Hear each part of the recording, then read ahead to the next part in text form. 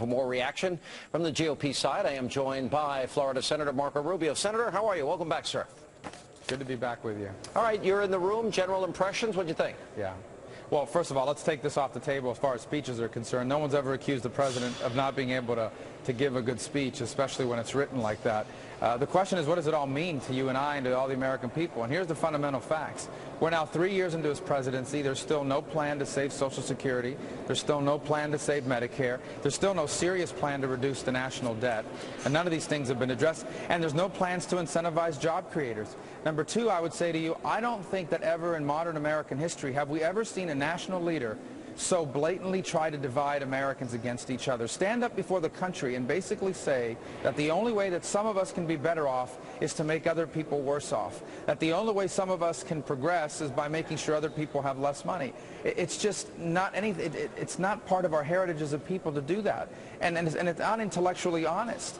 The taxes he's talking about raising when he says 30%, all the richest Americans should pay no less than 30%. Well, the richest Americans make their money from investment income, which means money they make available to other companies by investing in them, so those other companies can create middle-class jobs. Yeah. Why would we ever make it harder and discourage people from investing money in companies to create middle-class jobs? And the second thing he's not telling people is that if we raise all the taxes that he's threatening and promising to raise, it'll destroy a bunch of jobs, but it doesn't even come close to raising the kind of money we need to make a dent on this massive, now $15 trillion debt that our country has. You know, I might take issue with you on one thing. I would agree and concede that in the past, he's given great speeches. He's inspired people. One of the things that really struck me tonight, if he's going to go out to America and travel across this country and make the case for 4 more years, I didn't get any sense at all of any grand vision that he has for the country, short of igniting these embers of class warfare. I didn't hear anything too inspiring. There's a very different Obama than 4 years ago, I'll tell you that.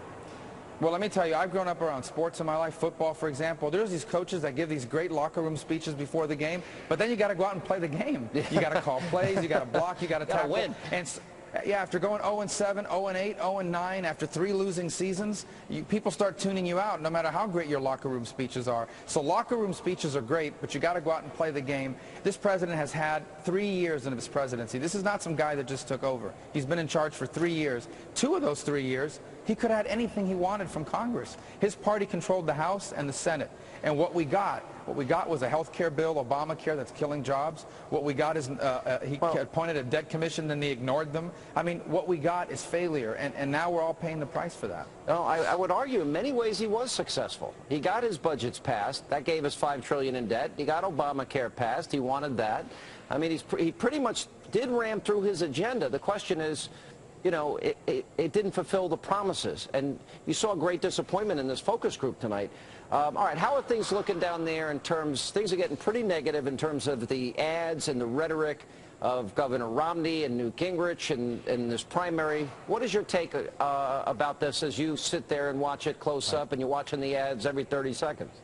Well, I've been a proponent of Florida having an early primary, and I think it's bearing fruit, and here's why.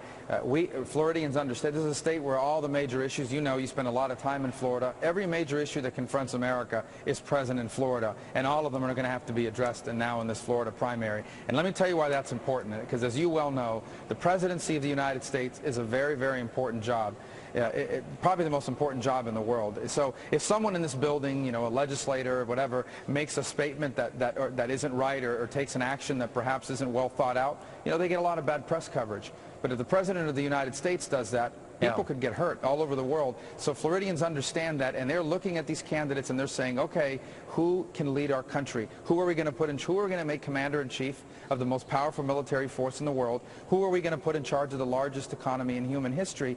And that's why I'm glad Florida plays a significant role in this primary, because Floridians understand that and are going to really focus in on that. And I think Floridians are being unfairly punished by having their delegates cut in half as a result of this.